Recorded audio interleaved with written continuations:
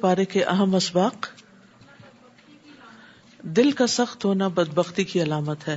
اور یہ دیکھیے کہ جب دل سخت محسوس ہو نا، کیونکہ دل کا معاملہ تو ہمارا اپنا ہوتا ہے نا، کوئی اور تو نہیں پہچان سکتا. تو اگر آپ کو کبھی یہ محسوس ہو کہ دل سخت ہو رہا ہے، کوئی نصیحت کی بات اثر نہیں کر رہی، تو کثرت سے قرآن پڑھیں. یہ دل کی سختی کا علاج ہے، کیونکہ قرآن مجید میں آتا ہے لو انزلنا هذا القرآن على جبل لرأيته خاشعا متصدعا من خشیۃ اللہ. اگر ہم اس قرآن کو کسی پہاڑ پر نازل کرتے تو پہاڑ بھی اللہ کی خشیت سے ریزہ ریزہ ہو جاتا. تو اس کا کیا مطلب ہے کہ اگر دل جو ہے وہ سخت ہے تو اسے نرم کون کرے گا؟ قرآن کرے گا، وہی ریزہ ریزہ کرے گا اس کی سختی کو. ٹھیک ہے. قیامت کے دن سب لوگ اپنے ہی ہم خیال لوگوں کے ساتھ اٹھائے جائیں گے. قلب سلیم وہ ہوتا ہے جو شرک اور شک سے پاک ہوتا ہے. قلب سلیم شرک اور شک سے پاک ہوتا ہے. یعنی ہر شخص کی ایک پہچان، ایک شہرت آسمانوں میں ہے. یعنی آسمان کے فرشتے یا آسمان کی مخلوق اس کو اس خاص پہچان کے ساتھ جانتے ہیں، اور پھر وہی زمین پر بھی اتار دی جاتی ہے. لوگوں کی خیرخواہی بہترین خصوصیات میں سے ہے جو ہر داعی کے اندر ہونی چاہیے. مومن کا شرف قیام اللیل میں ہے. صف بندی جو ہے یہ نماز کا حصہ ہے. تسبیح نجات کا باعث ہے. دین خالص اللہ کا حق ہے. انسان کی فضیلت کا تعلق اس کے نیک اعمال کے ساتھ ہے. جو آج ہم کر رہے ہیں وہی کل بدلے میں ملے گا. پختہ یقین عمل کی قوت کو بڑھا دیتا ہے. آگے چلتے ہیں. السلام علیکم ورحمۃ اللہ وبرکاتہ. کیا حال ہے سب کا؟ الحمدللہ. نحمده ونصلی علی رسولہ الکریم. اما بعد فاعوذ باللہ من الشیطان الرجیم. بسم اللہ الرحمن الرحیم. رب اشرح لی صدری ویسر لی امری واحلل عقدۃ من لسانی یفقہوا قولی. علم کو عمل کے لیے سیکھنا چاہیے. رسول اللہ صلی اللہ علیہ وسلم نے فرمایا، اس شخص کی مثال جو لوگوں کو بھلائی سکھاتا ہے لیکن اپنے آپ کو بھول جاتا ہے، ایک چراغ کی سی ہے جو لوگوں کو تو روشنی دیتا ہے مگر خود کو جلاتا ہے. ابو درداء کہتے ہیں کہ تم عالم نہیں بنو گے حتیٰ کہ تم متعلم یعنی علم سیکھنے والے بنو. یعنی کوئی شخص جب تک علم سیکھتا نہیں اس وقت تک عالم نہیں بنتا. اور تم علم سے عالم نہیں بن سکتے، یعنی صرف سیکھنا بھی کافی نہیں حتیٰ کہ تم اس پر عمل کرو. اور تمہارے گناہ کے لیے یہی کافی ہے کہ تم بحث مباحثہ کرنے والے بن جاؤ. یعنی علم حاصل کرنے کا مقصد لوگوں کے ساتھ بحث مباحثہ نہیں ہونا چاہیے. اور تمہارے گناہ کے لیے یہی کافی ہے کہ تم جھگڑا کرنے والے بن جاؤ، یعنی علم کی بنا پر. اور تمہارے جھوٹا ہونے کے لیے یہی کافی ہے کہ تم مسلسل اللہ کی ذات کے علاوہ کسی اور چیز میں گفتگو کرتے رہو، اور چیزوں کے بارے میں اور ٹاپکس پہ بات کرو اور اللہ کو یاد نہ کرو. تو خلاصہ یہی ہے کہ انسان جو کچھ سیکھے پھر اس کے بہترین حصے پر عمل بھی کرے. 24واں پارہ. اعوذ باللہ من الشیطان الرجیم. بسم اللہ الرحمن الرحیم. فمن اظلم ممن كذب على الله وكذب بالصدق إذ جاءه أليس في جهنم مثوى للكافرين والذي جاء بالصدق وصدق به أولئك هم المتقون. شروع کرتی ہوں اللہ کے نام سے جو بے انتہا مہربان نہایت رحم فرمانے والا ہے. فمن اظلم ممن كذب على الله وكذب بالصدق اذ جاءه اليس في جهنم مثوى للكافرين. پھر اس شخص سے بڑھ کر ظالم کون ہوگا جس نے اللہ پر جھوٹ باندھا اور جب سچی بات اس کے سامنے آئی تو اسے جھٹلا دیا. کیا ایسے کافروں کا دوزخ میں ہی ٹھکانہ نہیں؟ یہاں اللہ سبحانہ تعالیٰ اپنے بندوں کو ڈراتے اور خبردار کرتے ہوئے فرما رہے ہیں کہ اس شخص سے بڑا کوئی ظالم نہیں ہو سکتا جو اللہ پہ جھوٹ باندھے، یعنی کسی ایسی چیز کو اللہ کی طرف منسوب کرے جو اس کے جلال کے شان کے لائق نہیں، یا پھر یہ کہ وہ نبوت کا دعویٰ کرے کہ مجھے اللہ نے نبی بنایا ہے، حالانکہ اللہ نے اس کو نبی نہیں بنایا۔ اسی طرح جہالت کی بنا پر بھی اللہ سبحانہ تعالیٰ کی شان کے بارے میں، اس کی ذات کے بارے میں، اس کی صفات کے بارے میں کوئی غلط بات نہیں کرنی چاہیے، جیسے کہ سورۃ الاعراف میں آتا ہے وَأَن تَقُولُوا عَلَى اللَّهِ مَا لَا تَعْلَمُونَ، کہ اللہ کے بارے میں تم وہ بات کرو جو تم جانتے نہیں۔ تو یہ بدترین بات ہوتی ہے، بغیر علم کے اللہ تعالیٰ کے متعلق کوئی بات کرنا۔ اسی طرح اس شخص سے بڑا ظالم بھی کوئی نہیں جس کے پاس حق واضح آیا، یعنی واضح دلائل کے ساتھ حق آ گیا، لیکن اس نے حق کو نہیں مانا، تو حق کی تکذیب بھی بہت بڑا ظلم ہوتا ہے۔ ایسے لوگ جو اللہ پہ جھوٹ باندھے اور حق کو جھٹلائیں، ان کا ٹھکانہ جہنم ہے۔ اور اس کے برعکس والذی جاء بالصدق وصدق به اولئک هم المتقون، اور جو شخص سچی بات لایا اور جس نے اس کی تصدیق کی تو یہی لوگ پرہیزگار ہیں۔ یعنی اللہ سبحانہ تعالیٰ جھوٹے اور جھٹلانے والے کا جرم اور اس کی سزا ذکر کرنے کے بعد سچے انسان اور اس کی تصدیق کرنے کے ثواب کا ذکر کرتے ہیں کہ جو شخص سچی بات لائے، سچ بات بتائے لوگوں کو، اور اپنے قول اور عمل میں بھی سچائی کا حامل ہو، تو اس سے مراد کون ہوتے ہیں؟ پیغمبر ہوتے ہیں، ان کے فالوورز ہوتے ہیں، اور پھر جو ان کی تصدیق کرتے ہیں، وصدق بہ، سچی بات کو سچ ماننا بھی، یہ بھی ایک بہت بڑی نیکی ہے، کیونکہ بعض اوقات انسان سچی بات تو کرتا ہے، سچ بولتا ہے، سچ کو پسند بھی کرتا ہے، لیکن بعض اوقات انا کا شکار بھی ہو جاتا ہے اور کسی کی درست بات کو مان کے نہیں دیتا۔ تو انا کا شکار ہونا اور حق کو پہچاننے کے باوجود اس کا انکار کرنا، یہ بھی درست نہیں۔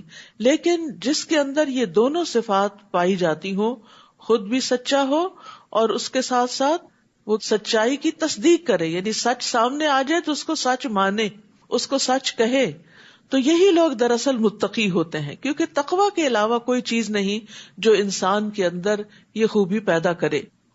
اور سچائی کی جہاں تک بات ہے تو سچ جو ہے وہ اللہ تعالیٰ کو بہت پسند ہے۔ عبداللہ رضی اللہ عنہ سے روایت ہے کہ نبی صلی اللہ علیہ وسلم نے فرمایا، یقیناً سچ نیکی کی طرف رہنمائی کرتا ہے اور نیکی جنت کی طرف لے جاتی ہے، اور آدمی مسلسل سچ بولتا رہتا ہے یہاں تک کہ اللہ کے ہاں صدیق لکھ لیا جاتا ہے، اور بلا شبہ جھوٹ برائی کی طرف رہنمائی کرتا ہے اور برائی آگ کی طرف لے جاتی ہے، اور آدمی مسلسل جھوٹ بولتا رہتا ہے یہاں تک کہ اللہ کے ہاں جھوٹا لکھ لیا جاتا ہے۔ تو جو سچے لوگ ہیں، جو متقی لوگ ہیں، ان کے بارے میں کیا جزا بتائی گئی؟ لَهُم مَّا يَشَاءُونَ عِندَ رَبِّهِمْ ذَلِكَ جَزَاءُ الْمُحْسِنِينَ، ان کے لیے وہ ہوگا جو وہ چاہیں گے ان کے رب کے ہاں، یعنی جب اللہ کے پاس واپس لوٹ کر جائیں گے تو انہیں وہ ملے گا جو وہ پسند کریں گے۔ نیکی کرنے والوں کا یہی بدلہ ہے محسنین کا۔ محسن وہ ہوتا ہے جس کے اندر اخلاص ہو، اور اخلاص والا اللہ کی عبادت ایسے کرتا ہے گویا وہ اللہ کو دیکھ رہا ہو، اس کا دھیان ادھر ادھر نہ ہو، وہ شرک اکبر اور شرک اصغر دونوں سے پاک ہو۔ جیسے حضرت جبریل علیہ السلام جب آ کر حضور صلی اللہ علیہ وسلم سے سوال کر رہے تھے تو حدیث جبریل میں مل احسان کے جواب میں آپ نے کیا فرمایا؟ ان تعبد اللہ کأنک تراہ، کہ تم اللہ کی عبادت اس طرح کرو گویا تم اللہ کو دیکھ رہے ہو۔ تو یہ محسن کا کردار ہوتا ہے، یعنی محسن اپنے رویے کے اندر بہت مخلص ہوتا ہے۔ پھر اسی طرح جو دوسروں کو ان کے حق سے زیادہ دیتا ہے وہ بھی محسن ہوتا ہے۔ پھر اسی طرح ہر طرح کی نیکی جو ہے وہ احسان کہلاتی ہے۔ تو محسنین کو کیا ملے گا قیامت کے دن؟ جو وہ طلب کریں گے، جو وہ تمنا کریں گے۔ لِيُكَفِّرَ اللَّهُ عَنْهُمْ أَسْوَأَ الَّذِي عَمِلُوا، تاکہ اللہ ان سے وہ برائیاں دور کر دے جو انہوں نے کی تھیں۔ کیونکہ چاہے کوئی محسن ہو، متقی ہو، مومن ہو، کوئی بھی ہو، لیکن یہ پاسبل نہیں ہے کہ کوئی اس سے غلطی نہ ہو، یہ ناممکن ہے، اس سے غلطی ہوگی۔ ہر انسان سے کوئی کتنا ہی نیک اور پاک باز کیوں نہ ہو اس سے غلطی ہو جاتی ہے. تو پھر ایسی صورت میں اللہ سبحانہ تعالیٰ محسنین کی برائیاں ان سے دور کر دے گا تاکہ اللہ ان سے وہ برائیاں دور کر دے جو انہوں نے کی تھیں، اور جو اچھے کام وہ کرتے رہے انہی کے لحاظ سے انہیں ان کا اجر عطا کرے. کیا اللہ تعالیٰ اپنے بندے کو کافی نہیں؟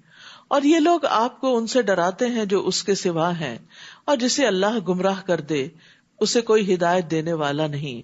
تو یہاں پر ان لوگوں کی بات کی گئی ہے جو لوگوں کو اللہ کے علاوہ غیر اللہ سے ڈراتے، بتوں کی مار سے ڈراتے ہیں یا اپنے دیوتاؤں کے اثرات سے ڈراتے ہیں. لیکن مومن ہمیشہ صرف اللہ سے ڈرتا ہے. غیر اللہ سے ڈرنا مشرکین کا طریقہ ہے. تو انسان جب بھی کوئی کام کرے، جب بھی کوئی رزق لے، تو اس معاملے میں اللہ پر بھروسہ کرے، اللہ سے دعا کرے، کیونکہ اللہ ہی کام بنانے والا ہے. وَتَوَكَّلْ عَلَى الْحَيِّ الَّذِي لَا يَمُوتُ، آپ اس زندہ پر بھروسہ کرو جو کبھی مرے گا نہیں، اور وہ صرف اللہ ہی کی ذات ہے. اور جو اللہ پہ بھروسہ کرتا ہے اللہ اس کو کافی ہو جاتا ہے. اور آپ دیکھیے کہ جب آپ اپنے معاملات اللہ کے سپرد کرتے ہیں اور بھروسہ کرتے ہیں تو آپ کا دل بڑا ہو جاتا ہے، آپ کی ہمت بڑھ جاتی، آپ سمجھتے ہیں کہ کوئی ہے جو یہ سب کچھ کر سکتا ہے. وَمَن يَتَوَكَّلْ عَلَى اللَّهِ فَهُوَ حَسْبُهُ، جو کوئی اللہ پہ بھروسہ کرے تو وہ اسے کافی ہو جاتا ہے. اور اسی طرح اللہ پر بھروسہ کرنے سے انسان کو دشمن سے حفاظت بھی ملتی ہے، جیسا کہ اس مشہور واقعے میں ہم دیکھتے ہیں کہ نبی صلی اللہ علیہ وسلم ایک غزوے کے بعد دوپہر کو کہیں آرام کر رہے تھے ایک درخت کے سائے تلے، اور آپ کی تلوار اس درخت کے ساتھ لٹک رہی تھی. تو اتنے میں ایک دشمن آیا اور اس نے وہ تلوار اتار کر آپ کے اوپر سونت دی اور آپ سے کہا کہ آپ کو مجھ سے کون بچائے گا؟ تو آپ نے کیا فرمایا؟ میرا اللہ. آپ سوچئے وہ کیا سچویشن ہوگی کہ جب سر پہ ایک شخص تلوار لہرائے کھڑا ہے، اس وقت انسان کو کچھ سوچتا بھی نہیں. لیکن انبیاء کا ایمان کامل ایمان ہوتا ہے جس کے اندر توکل بھی ہوتی ہے، کیونکہ توکل بھی ایمان کا حصہ ہے. وَمَن يَهْدِ اللَّهُ فَمَا لَهُ مِن مُضِلٍّ أَلَيْسَ اللَّهُ بِعَزِيزٍ ذِي انتقام، اور جسے اللہ ہدایت دے دے اسے کوئی گمراہ کرنے والا نہیں. کیا اللہ سب پر غالب اور انتقام لینے والا نہیں؟ اور اگر آپ ان سے پوچھیں کہ آسمانوں اور زمین کو کس نے پیدا کیا تو یقیناً کہیں گے کہ اللہ نے. یعنی مشرکین مکہ بھی اس بات کو مانتے تھے کہ آسمان و زمین کا خالق، ہر چیز کا خالق اللہ ہی ہے. ان کے پتھر اور لکڑی کے بت کسی چیز کو پیدا کرنے کے قابل نہیں، بلکہ انہوں نے خود ہی ان کو بنایا ہے. تو یقیناً کہیں گے کہ اللہ نے. آپ انہیں کہیے بھلا دیکھو جنہیں تم اللہ کے سوا پکارتے ہو، اگر اللہ مجھے کوئی تکلیف پہنچانا چاہے تو تمہارے معبود اس کی پہنچائی ہوئی تکلیف کو کیا دور کر سکتے ہیں؟ نہیں. یا اگر وہ مجھ پر رحمت کرنا چاہے تو یہ اس کی رحمت کو روک سکتے ہیں؟ نہیں. آپ ان سے کہیے مجھے اللہ کافی ہے، اور بھروسہ کرنے والے اسی پر ہی بھروسہ کرتے ہیں. قل حسبی اللہ علیہ یتوکل المتوکلون. سورۃ الزمر جو ہے اس میں توحید کا سبق ہے، اور توکل بھی توحید کا ایک حصہ ہے. اور اس توکل کے لیے جو الفاظ استعمال کرنے چاہیے وہ بھی یہاں سکھا دیے گئے ہیں. آپ کہہ دیجئے کہ قل حسبی اللہ، کہ اللہ مجھے کافی ہے. یہ کلمہ جو ہے حسبی اللہ ایک مبارک کلمہ ہے جو دو مقامات پر کہا جاتا ہے. ایک نفع حاصل کرنے کے موقع پر، یعنی جس وقت انسان کو کوئی فائدہ حاصل کرنا ہو، اور دوسرے نقصان کو دور کرنے کے موقع پر. اور ہم دیکھتے ہیں کہ دو عظیم پیغمبروں نے یہ دعا مانگی. ایک تو ابراہیم علیہ السلام نے اس وقت یہ کلمہ پڑھا تھا جب ان کو آگ میں پھینکا جا رہا تھا، اور دوسرے محمد صلی اللہ علیہ وسلم نے جب لوگوں نے مسلمانوں کو ڈرانے کے لیے کہا تھا کہ لوگوں نے تمہارے لیے فوج جمع کر لی ہے تو لوگوں سے ڈرو، تو اس بات نے ان کا ایمان بڑھا دیا اور انہوں نے کہا کہ ہمیں اللہ ہی کافی ہے اور وہ اچھا کارساز ہے. آپ ان سے کہیے اے میری قوم، تم اپنی جگہ کام کرتے جاؤ، میں اپنی جگہ کر رہا ہوں، پھر جلد ہی تمہیں معلوم ہو جائے گا کہ کس پر ایسا عذاب آتا ہے جو اسے رسوا کر دے اور اس پر دائمی عذاب نازل ہوتا ہے. تو دنیا اور آخرت میں جو رسوائی ہے وہ اللہ کے عذاب کی شکل میں ہوتی ہے، اور ہم دیکھتے ہیں کہ جس کی انہیں دھمکی دی گئی وہ کفار مکہ کے ساتھ پوری ہو کر رہی. دنیا میں بھی اللہ نے ان کو عذاب دیا، جیسے وہ قتل ہوئے، قیدی بنے، بھوک اور قحط میں مبتلا ہوئے. اور اسی طرح پھر بدر کے میدان میں پہنچے اور پھر وہاں سے جہنم رسید ہوئے. تو انسان کو ہمیشہ اللہ سے اپنے گناہوں کی وجہ سے جو سزا آتی ہے اس سے بچنے کے لیے دعا کرنی چاہیے. اللہم انی اعوذ بک من الفقر والقلۃ والذلۃ وان اظلم او اظلم. اور اسی طرح اللہم احسن عاقبتنا فی الامور کلها واجرنا من خزی الدنیا وعذاب الاخرہ، کہ اللہ ہمارے تمام معاملات کا انجام اچھا کر اور ہمیں دنیا کی رسوائی اور آخرت کے عذاب سے محفوظ فرما. انا انزلنا علیک الکتاب للناس بالحق، بلا شبہ ہم نے یہ کتاب تمام لوگوں کے لیے آپ پر حق کے ساتھ نازل کی ہے. پھر جو سیدھی راہ پر آ گیا تو اس کا اپنا ہی فائدہ ہے، اور جو بھٹک گیا تو اس کے بھٹکنے کا وبال بھی اسی پر ہے، اور آپ ان کے ذمہ دار نہیں. اللہ یتوفی الانفس حین موتها والتی لم تمت فی منامها، اللہ ہی ہے جو موت کے وقت روحیں قبض کر لیتا ہے، اور جو مرا نہ ہو اس کی روح نیند کی حالت میں قبض کر لیتا ہے. پھر جس کی موت کا فیصلہ ہو چکا ہو تو اس کی روح کو تو روک لیتا ہے، اور دوسری روحیں ایک مقررہ وقت تک کے لیے واپس بھیج دیتا ہے. غور و فکر کرنے والے لوگوں کے لیے اس میں بہت سی نشانیاں ہیں. تو اس سے یہ پتہ چلتا ہے کہ جب انسان سوتا ہے تو یہ نیند جو ہے یہ موت کی بہن ہے اور موت کا ہی ایک ایکسپیرینس ہے. اور نیند کی حالت میں ایک روح چلی جاتی ہے جس کی وجہ سے انسان نہ پھر سنتا ہے اور نہ ہی اور کچھ کام کاج کر پاتا ہے، اور وہ ایک اور ہی دنیا میں ہوتا ہے. اسی بنا پہ وہ بعض اوقات مرے ہوئے لوگوں سے بھی جا ملتا ہے. تو وہ اس کی وہ روح ہوتی ہے جو مختلف جگہوں پر مختلف مشاہدات کرتی ہے. اور آپ نے سنا ہوگا کہ کئی لوگ سوتے ہیں اور پھر دوبارہ نہیں اٹھتے، یعنی سوتے میں ہی چلے جاتے ہیں، کیونکہ جس کی موت کا فیصلہ ہو چکا ہو اس کی روح واپس نہیں لوٹائی جاتی بلکہ دوسری بھی لے لی جاتی ہے جو اس کے جسم میں ہوتی ہے. اور یہاں آخر میں جو بات فرمائے گی کہ اس میں غور و فکر کرنے والوں کے لیے نشانیاں ہیں، تو مقاتل کہتے ہیں کہ اس میں ان لوگوں کے لیے نشانیاں ہیں جو قیامت کے دن قبروں سے اٹھنے کے معاملے میں غور و فکر کرتے ہیں کہ قیامت کے دن دوبارہ کیسے اٹھیں گے. ایسے ہی جیسے اللہ دوبارہ دنیا میں روح بھیج دیتا ہے نیند سے جاگتے وقت، تو وہاں قبر میں بھی دوبارہ بھیجے گا اور انسان قبروں سے باہر نکل آئے گا. یعنی سونے والے کی روح کو قبض کرنا، پھر اس کو قبض کرنے کے بعد چھوڑ دینا، قیامت کے دن قبروں سے دوبارہ اٹھائے جانے پر دلیل ہے. تو انسان کو سوتے اور جاگتے وقت اپنی موت کو یاد رکھنا چاہیے. اسی لیے ہم صبح اٹھ کے کیا دعا کرتے ہیں؟ الحمدللہ الذی احیانا بعدما اماتنا والیہ النشور. اور جب سونے لگتے ہیں تو ہاتھ گال کے نیچے رکھ کے کیا کہتے ہیں؟ اللہم بسمک اموت و احیا. اور اسی طرح بسمک ربی وضعت جنبی وبک ارفعہ ان امسکت نفسی فرحمہا یا فاغفر لہا، دونوں طرح آتا ہے. وَإِنْ أَرْسَلْتَهَا فَاحْفَظْهَا بِمَا تَحْفَظُ بِهِ عِبَادَكَ الصَّالِحِينَ، کہ میرے رب تیرے نام سے میں نے اپنا پہلو رکھا، تیرے ہی نام سے اٹھاؤں گا. اگر تو نے میری جان کو روک لیا تو اس پہ رحم کرنا، یعنی اگر روح واپس نہیں لوٹائی تو رحم فرمانا، اور اگر اس کو چھوڑ دیا یعنی زندگی باقی رکھی تو اس کی اس طرح حفاظت کرنا جس طرح تو اپنے نیک بندوں کی حفاظت کرتا ہے. تو اس سے یہ بھی پتہ چلتا ہے کہ اللہ اپنے نیک بندوں کی حفاظت کرتا ہے. تو اگر ہم حفاظت چاہتے ہیں تو ہمیں زیادہ سے زیادہ نیک کام کرنے چاہیے اور گناہوں کو چھوڑ دینا چاہیے. کیا ان لوگوں نے اللہ کے سوا کچھ اور سفارشی بنا رکھے ہیں؟ آپ ان سے کہیے اگر وہ کسی چیز کا اختیار ہی نہ رکھتے ہوں اور نہ عقل رکھتے ہوں تو پھر سفارش کیسے کریں گے؟ آپ ان سے کہیے کہ سفارش پوری کی پوری اللہ ہی کے اختیار میں ہے، آسمانوں اور زمین میں اسی کی حکومت ہے، پھر تم اسی کی طرف لوٹائے جاؤ گے.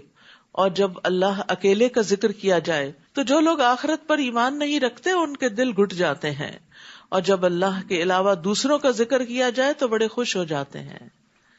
ہمیں بھی سوچنا چاہیے کہ ہمارا دل کس بات پہ گھٹتا ہے اور کس پہ خوش ہوتا ہے. کیا اللہ کے ذکر پہ تو نہیں ہمارا دل گھٹتا؟ ہاں اتنی دیر اللہ کی باتیں سننی پڑیں گی یا پڑھنی ہوگی یا کرنی ہوگی کوئی، لیکن دوسری طرف مومن جو ہوتا ہے جب اللہ کا ذکر کیا جاتا ہے تو اس کا دل خوش ہو جاتا ہے، مطمئن ہو جاتا ہے، وہ دل لگا کے وہ بات سنتا ہے. اور مشرکین کیا کرتے تھے؟ غیر اللہ کے ذکر سے خوش ہوتے تھے اور اللہ کے ذکر پر ان کے دل گھٹ جاتے تھے.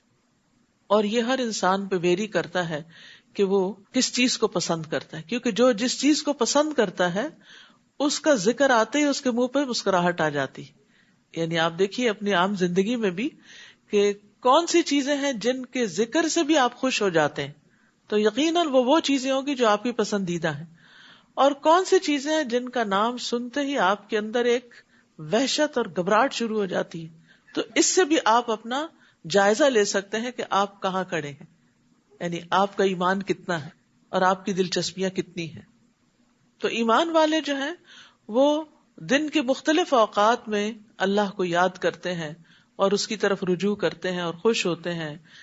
مثلاً آپ صبح اٹھتے ہیں تو اللہ کو یاد کرتے ہیں، اذان سنتے ہیں تو اللہ کو یاد کرتے ہیں، وضو کرتے ہیں تو پھر اللہ کا ذکر کرتے ہیں، نماز بذات خود ذکر ہے، نماز کے بعد بھی کرتے ہیں، پھر صبح شام کی اذکار کرتے ہیں، کھانا کھاتے ہیں. تو یہ اس طرح کی جتنی بھی دعائیں ہیں یہ ساری ایک کتاب ہے دعا کیجیے، اور اسٹال پہ اویلیبل بھی ہے. اس میں دن میں اور مختلف مواقع پہ جو دعائیں مومن کرتا ہے، قرآن کی دعائیں، سنت سے دعائیں، والدین کے لیے دعائیں، بخشش کی دعائیں، آئینہ دیکھنے کی دعائیں، اور بہت سی دعائیں جو انسان کو کرنی چاہیے، جو نبی صلی اللہ علیہ وسلم سے ثابت ہے. میں سمجھتی ہوں ہر گھر میں یہ کتاب ہونی چاہیے تاکہ کسی بھی موقع کی مناسبت سے وہ دعائیں نکال کر انسان پڑھ سکتا ہے، یا روٹین میں بھی انسان تھوڑی تھوڑی کر کے روز ان چیزوں کو یاد بھی کر سکتا ہے اور پڑھ بھی سکتا ہے. قل اللہم فاطر السماوات والارض عالم الغیب والشہادہ انت تحکم بین عبادک فیما کانوا فیہ یختلفون. آپ کہیے اے اللہ، آسمانوں اور زمین کے پیدا کرنے والے، غیب اور حاضر کو جاننے والے، تو ہی اپنے بندوں میں ایسی چیز کا فیصلہ کرے گا جس میں وہ اختلاف کر رہے ہیں. اور اگر ان ظالموں کو زمین کی ساری دولت میسر ہو اور اتنی ہی اور بھی ہو تو وہ روز قیامت کے برے عذاب سے بچنے کے لیے فدیے میں دینے کو تیار ہو جائیں گے. اس دن اللہ کی طرف سے ان کے لیے ایسا عذاب ظاہر ہوگا جو ان کے وہم و گمان میں بھی نہ ہوگا. تو یہاں ہم دیکھتے ہیں کہ یہ جو بات ہے نا، وَبَدَا لَهُم مِّنَ اللَّهِ مَا لَمْ يَكُونُوا يَحْتَسِبُونَ، کہ اس دن اللہ کی طرف سے ایسا عذاب ظاہر ہوگا جس کا انہوں نے سوچا بھی نہ ہوگا. تو پائس پری ڈیسیسرز، اسلاف جو تھے، وہ اس آیت سے بہت ڈرتے تھے کہ کہیں ایسا نہ ہو کہ ہم یہ سمجھے کہ ہم بڑے اچھے اچھے کام کر رہے ہیں اور کل جائیں اور وہاں دیکھیں تو وہ اچھے کاموں میں شامل ہی نہیں ہوئے ہوں. مجاہد کہتے ہیں کہ انہوں نے ایسے عمل کیے جنہیں وہ نیک سمجھتے تھے لیکن اصل میں وہ برے تھے. انٹینشن کی وجہ سے ہو گئے، یا طریقہ غلط تھا، یا کوئی بدعت تھی، اور ہو سکتا ہے کہ انہوں نے یہ گمان کر لیا ہو کہ ان کے یہ گناہ توبہ کے بغیر ہی معاف ہو جائیں گے. یہ تو چھوٹی سی بات ہے. دیکھیں جن گناہوں کو ہم چھوٹا سمجھتے ہیں نا، ان پہ توبہ نہیں کرتے، لیکن کل کو وہی بہت بڑے بن سکتے ہیں. سفیان ثوری کہتے ہیں ریاکاری کرنے والوں کے لیے تباہی ہے، تباہی ہے. یہ آیت ان کے بارے میں ہے، یہ ان کا قصہ ہے.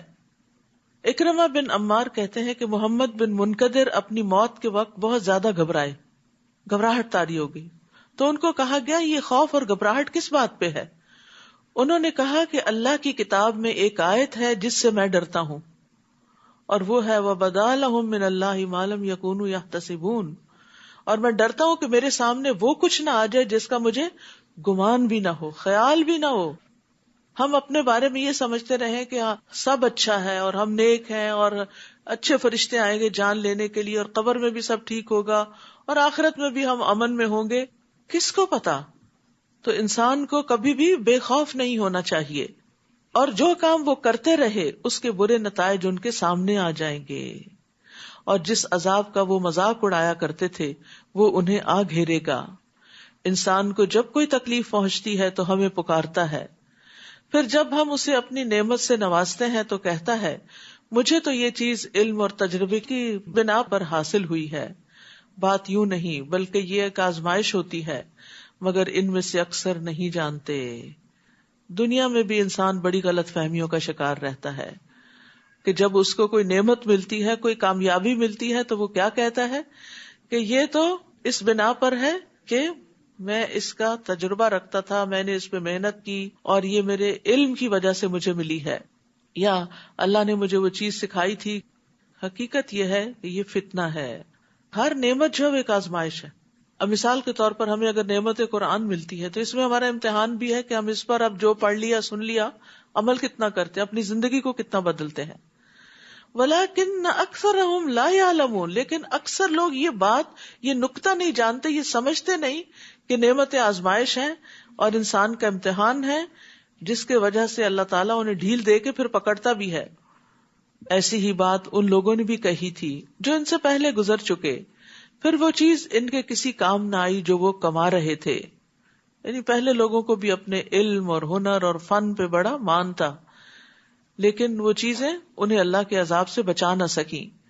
چنانچہ اپنی بری کمائی کے برے نتائج انہیں بھگتنے پڑے. اور ان لوگوں میں سے جو ظلم کر رہے ہیں وہ بھی عنقریب اپنے کاموں کے برے نتائج بھگت لیں گے, اور یہ لوگ ہمیں عاجز کر سکنے والے نہیں ہیں. کیا انہیں معلوم نہیں کہ اللہ جس کے لیے چاہتا ہے رزق کشادہ کر دیتا ہے اور جس کے لیے چاہتا ہے تنگ کر دیتا ہے. اس میں بھی ان لوگوں کے لیے کئی نشانیاں ہیں جو ایمان لاتے ہیں. قُلْ يَا عِبَادِيَ الَّذِينَ أَسْرَفُوا عَلَىٰ أَنفُسِهِمْ لَا تَقْنَطُوا مِن رَحْمَةِ اللَّهِ إِنَّ اللَّهَ يَغْفِرُ الذُّنُوبَ جَمِيعًا إِنَّهُ هُوَ الْغَفُورُ الرَّحِيمُ. آپ لوگوں سے کہہ دیجئے, اے میرے بندو جنہوں نے اپنی جانوں پر زیادتی کر لی ہے, اللہ کی رحمت سے مایوس نہ ہو. اللہ یقیناً سارے ہی گناہ معاف کر دیتا ہے کیونکہ وہ غفور الرحیم ہے. یعنی اللہ سبحانہ وتعالی اگلے پچھلے سارے گناہوں کو معاف کر سکتا ہے. جیسے کہ حدیث میں آتا ہے کہ ایک شخص کے سارے گناہ معاف کر دیے گئے اس بنا پر کہ اس نے لوگوں کے راستے سے کانٹے دار شاخ ہٹائی تھی, لوگوں کو تکلیف سے بچایا تھا, تو اس بنا پر اس کے گناہ معاف کر دیے گئے. اسی طرح چھوٹے گناہوں کے علاوہ بھی اللہ سبحانہ وتعالیٰ بڑے بڑے گناہوں کو معاف کر دیتا ہے. جیسے زنا کرنے والا جب زنا کرتا ہے تو مومن نہیں رہتا, چوری کرنے والا جب چوری کرتا ہے تو مومن نہیں رہتا, شرابی جب شراب پیتا ہے تو مومن نہیں رہتا. لیکن پھر بھی اس کے لیے توبہ کا دروازہ کھلا ہے کہ اگر کوئی شرمندہ ہو کر واپس پلٹتا ہے اور اللہ سے معافی مانگ لیتا ہے اور آئندہ نہ کرنے کا عہد کر لیتا ہے تو اللہ تعالیٰ اس کو بھی معاف کر دیتا ہے. 100 لوگوں کا قاتل بھی بخش دیا گیا تھا جب اس کے دل میں شدید ریگریٹ ہوئی اور اس نے توبہ کے لیے اپنا علاقہ بھی چھوڑ دیا کہ میں اس گناہ سے بہرحال نکلنا چاہتا ہوں, اور وہ ہجرت کر کے دوسری طرف نیک لوگوں کے پاس جا رہا تھا تاکہ ان کی صحبت میں بیٹھ کر وہ اپنی اس برائی کو دور کر سکے. وَأَنِيبُوا إِلَىٰ رَبِّكُمْ, اور اپنے رب کی طرف رجوع کرو. وَأَسْلِمُوا لَهُ, اور اس کا حکم مان لو. مِن قَبْلِ أَن يَأْتِيَكُمُ الْعَذَابُ, اس سے پہلے کہ تم پر عذاب آئے پھر تمہیں کہیں سے بھی مدد نہ مل سکے. یعنی توبہ میں دیر نہیں کرنی چاہیے, بار بار اللہ کی طرف رجوع کرنا چاہیے, بار بار پلٹنا چاہیے, بار بار اپنے اسلام کا اقرار کرنا چاہیے کہ اللہم اسلمت نفسی الیک, اللہ میں نے اپنا آپ تیرے حوالے کر دیا. واتبعوا احسن ما انزل الیکم من ربکم, اور جو کچھ تمہاری طرف تمہارے رب کی جانب سے نازل ہوا ہے اس کے بہترین حصے کی پیروی کرو, اس سے قبل کہ اچانک تم پر عذاب آ جائے اور تمہیں خبر بھی نہ ہو. یعنی جب کوئی مصیبت آتی ہے تو بعض اوقات اتنی اچانک آتی ہے کہ انسان کہتا ہے میں نے تو کبھی سوچا ہی نہیں تھا. تو اسی طرح انسان کو اپنی زندگی کا ہی نہیں پتا کہ کس وقت یہ پرندہ یہاں سے اڑ جائے, ہمارے اندر سے نکل کے روح چلی جائے اور انسان اس کے بعد ہونٹ ہلانے کے بھی قابل نہ رہے. تو اس لیے انسان کو جو مہلت ملی ہے, جو موقع ملا ہے, جو وقت ملا ہے, اس سے فائدہ اٹھا لے. ان تقول نفس یا حسرتا علی ما فرطت فی جنب اللہ وان کنت لمن الساخرین, کہیں ایسا نہ ہو کہ اس وقت کوئی کہنے لگے, یعنی جب مصیبت سامنے آ جائے, موت سامنے آ جائے, جب توبہ کا دروازہ بند ہو جائے, افسوس میری اس کوتاہی پر جو میں اللہ کے حق میں کرتا رہا اور میں تو مذاق اڑانے والوں میں سے تھا. یعنی میں نے تو دین کو کبھی سیریسلی لیا ہی نہیں تھا, میں نے تو اس کو بس ایک کھیل تماشا بنا رکھا تھا. یا یوں کہے لو ان اللہ ہدانی لکنت من المتقین, اگر اللہ مجھے ہدایت دیتا تو میں بھی پرہیزگاروں میں سے ہوتا. یا جب عذاب دیکھے تو کہنے لگے لو ان لی کرۃ فاکون من المحسنین, مجھے ایک اور موقع مل جائے تو میں نیک کام کرنے والوں میں شامل ہو جاؤں. بلا قد جاءتک آیاتی فکذبت بها واستکبرت وکنت من الکافرین, اللہ فرمائے گا کیوں نہیں, تیرے پاس میری آیات آئیں تو تو نے انہیں جھٹلا دیا اور اکڑ بیٹھا اور تو تھا ہی کافروں میں سے، انکار کرنے والوں میں سے، یعنی تو نے مان کر ہی نہیں دیا. وَيَوْمَ الْقِيَامَةِ تَرَى الَّذِينَ كَذَبُوا عَلَى اللَّهِ وُجُوهُهُمْ مُسْوَدَّةٌ، جن لوگوں نے اللہ پر جھوٹ بولا تھا قیامت کے دن آپ دیکھ لیں گے کہ ان کے چہرے سیاہ ہو رہے ہوں گے. پارے کا آغاز اسی بات سے شروع ہے کہ اس سے بڑا ظالم کون ہے جو اللہ پہ جھوٹ باندھے، اور یہاں اس کی سزا بتا دی گئی کہ جو اللہ پہ جھوٹ باندھتے ہیں قیامت کے دن ان کے چہرے سیاہ ہوں گے. کیا جہنم میں تکبر کرنے والوں کا ٹھکانہ نہیں؟ یعنی بہت ہے. وَيُنَجِّي اللَّهُ الَّذِينَ اتَّقَوْا بِمَفَازَتِهِمْ لَا يَمَسُّهُمُ السُّوءُ وَلَا هُمْ يَحْزَنُونَ، اور جو لوگ اللہ سے ڈرتے رہے اللہ انہیں ان کی کامیابی کی وجہ سے ہر جگہ پر نجات دے گا، انہیں نہ تو کوئی تکلیف پہنچے گی اور نہ وہ غمزدہ ہوں گے. اللہ خالق کل شیء وہو علی کل شیء وکیل، اللہ ہی ہر چیز کا خالق ہے، ہر چیز اللہ نے پیدا کی ہے اور وہی ہر چیز کا نگہبان بھی ہے. سب چیزوں کی نگرانی بھی وہی کر رہا ہے کہ یہ چیزیں کیسے کام کر رہی ہیں اس کی منشا کے مطابق یا نہیں. لہ مقالید السماوات والارض، آسمانوں اور زمین کی کنجیاں اسی کے پاس ہیں، سارے خزانوں کا مالک وہی ہے. اور جن لوگوں نے اللہ کی آیات کا انکار کیا وہی خسارہ اٹھانے والے ہیں.